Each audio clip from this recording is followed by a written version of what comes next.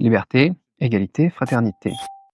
Eh ben, la liberté d'expression, ce droit fondamental, il a pris un petit coup à la première vue. Vous avez peut-être entendu parler de l'arrestation de Pavel Durov, le fondateur de Telegram. Ça s'est passé en France. Hier, pendant que j'enregistrais la mise à jour hebdo là, sur la crypto, cette nouvelle, elle venait juste de sortir et franchement, en tant que Français, ça m'a choqué.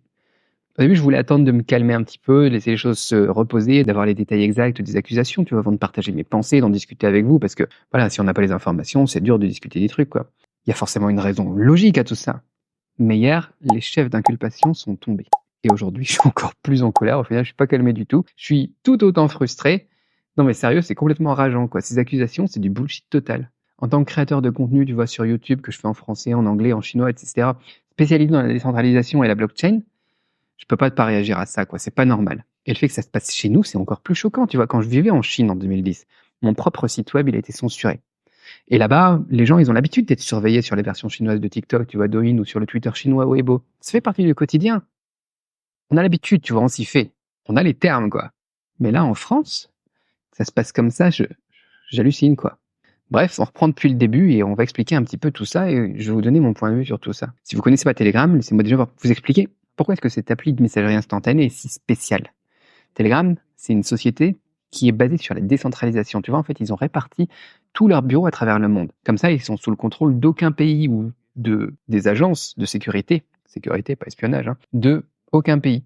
Et pour y arriver, en fait, Telegram, ce qu'il a fait, c'est qu'il a installé ses serveurs un peu partout dans le monde. Comme ça, c'est difficile pour n'importe quel gouvernement de leur forcer la main pour qu'ils donnent les données des utilisateurs. Et il y a peu de boîtes qui incarnent, en fait, autant ces principes de décentralisation, de confidentialité, de liberté d'expression, etc. Même si on commence à en avoir quelques-unes, d'ailleurs les 3 plus grosses étant Twitter, depuis que Musk l'a racheté, Rumble, un équivalent de YouTube, et Telegram. Mais voilà, Rumble, il est banni en France. C'est plus accessible, c'est censuré en France. Et pour moi, tu vois, ce qui arrive au PDG de Telegram, là, c'est parce qu'ils jouent pas le jeu, justement, avec les gouvernements. C'est parce qu'ils défendent des concepts de décentralisation et de liberté que les gouvernements occidentaux sont contre eux. Certains, tu vois, ils vont te dire, ouais, c'est parce que Telegram, il permet d'encrypter les discussions, ce qui permet aux criminels de discuter librement, parce qu'une fois que cette fonctionnalité est activée manuellement, tu vois, les serveurs, ils peuvent plus voir le contenu des messages, ce qui protège effectivement la liberté d'expression et la vie privée des utilisateurs et les criminels. Mais je pense pas que ça soit le vrai problème.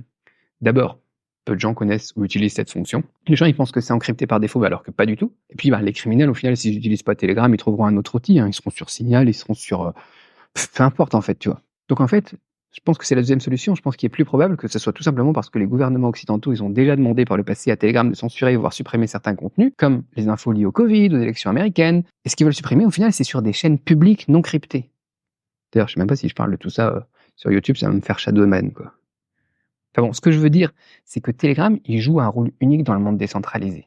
Il incarne l'esprit de la décentralisation, la quête de liberté, d'égalité, d'ouverture. Et forcément, on a plein de sortes d'avis différents sur les réseaux. Et c'est comme ça, les humains, ils sont comme ça, quoi. On peut pas forcer les gens à avoir une pensée unique. En tout cas, pas dans certains pays qui se disent défenseurs des libertés d'expression, etc. Ça fait pas de sens, tu vois. Telegram, ça permet ça. Et c'est pour ça que moi et beaucoup de mes potes, tu vois, on est des utilisateurs fidèles de Telegram depuis des années. Et c'est pour ça que la communauté crypto, elle l'adore aussi, est très présente sur Telegram. Mais voilà, maintenant, son fondateur, Durov, il a été arrêté. C'est un truc de fou, quoi. Quand il a créé Telegram, Durov, il a dit, tout ce que je fais dans la vie, c'est pour la liberté. Ma mission, tu vois, la mission de ma vie, c'est d'aider les autres à être aussi libres que possible. C'est ça la mission de Telegram. Ça, c'est ce qu'il a dit. Il faut bien comprendre que Durov, il a pas dit ça juste pour la frime, pour le marketing, pour faire de la pub, etc. Non, il n'a pas besoin d'argent, Durov. C'est le fondateur de VK, c'est l'équivalent russe de Facebook, et c'est un milliardaire. Et en plus, il aime pas dépenser. Tu vois, encore si c'était un milliardaire dépensier qui a besoin d'encore plus d'argent, oui. Mais là, non. Il évite même les possessions matérielles pour rester concentré et garder son énergie mentale pour faire ce qu'il aime, c'est-à-dire développer Telegram et promouvoir la liberté. So for me, it was never about money, right? So I have a few $100 million in my bank account or in Bitcoin since 10 years ago, and I don't do anything with it. I don't own any real estate, jets, or yachts. I don't think this lifestyle is for me. I like to focus on what we are doing with Telegram. Mais voilà, maintenant, cette liberté est en train de se faire écraser, quoi. Il n'y en a plus, quoi. Donc c'est pas juste une question d'arrestation, c'est un combat là entre la liberté et le contrôle. Ce que je vous dis maintenant, c'est pas juste une question de soutenir une cause, c'est une question de défendre nos idéaux et notre foi dans la décentralisation. C'est comme quand TikTok il a été banni par le gouvernement américain, c'est abusé, quoi. D'ailleurs, On a aussi banni TikTok en Nouvelle-Calédonie, ce qui est pas loin de là où je suis, là en Nouvelle-Zélande, et surtout, qui est un territoire français francophone. Maintenant, on a Rumble qui est bloqué en France, et le fondateur de Telegram qui est arrêté en France. Qui sera le prochain? Twitter? Peut-être même YouTube? Tu vois, jusqu'ici, YouTube, c'est resté assez décentralisé, mais j'ai l'impression que ça devient de plus en plus contrôlé, quoi. Les plateformes où on peut s'exprimer librement, elles disparaissent peu à peu. Et avec elles, du coup, notre liberté aussi, quoi. Et tout comme je veux pas confier mes biens à un gouvernement ou à une banque pour qu'il les contrôle, je veux pas non plus que ma liberté d'expression, elle soit limitée par eux. Et on va se retrouver dans une situation là où les gens ils vont dire, bah voilà, d'abord, ils ont interdit TikTok et j'ai rien dit parce que voilà, TikTok c'est pour les gamins. Ensuite, ils se sont attaqués à Telegram et j'ai toujours rien dit parce que Telegram, je l'utilisais pas. Et après, ça pourrait être Twitter, ça pourrait être YouTube et au final, plus personne n'aura aucun endroit pour s'exprimer librement. Tout le monde devrait réagir maintenant. Moi, je veux pas voir ce jour arriver. Et donc, je vais pas me taire. Même si, voilà, mon influence, elle est pourrie, tu vois, en tant que créateur de contenu, c'est très limité, j'ai pas beaucoup de fans, j'ai pas une grosse communauté, et peut-être que je vais pas changer le résultat. Mais je veux quand même, aujourd'hui, soutenir Pavel Durov et partager tout ça avec vous, parce que je pense que le gouvernement français, ou n'importe quel gouvernement, devrait cesser de censurer la liberté d'expression et arrêter de violer nos droits humains fondamentaux. Si on réagit pas maintenant, je pense que ça va être trop tard. Je sais pas ce que t'en penses, toi. Je sais pas ce que tu penses. Est-ce que, selon toi, il est coupable? Il est vraiment coupable? Il est vraiment complice de ce que n'importe qui fait sur son application? Que les opérateurs téléphoniques, ils sont coupables aussi de tous ceux qui utilisent les lignes téléphoniques pour faire leurs crimes?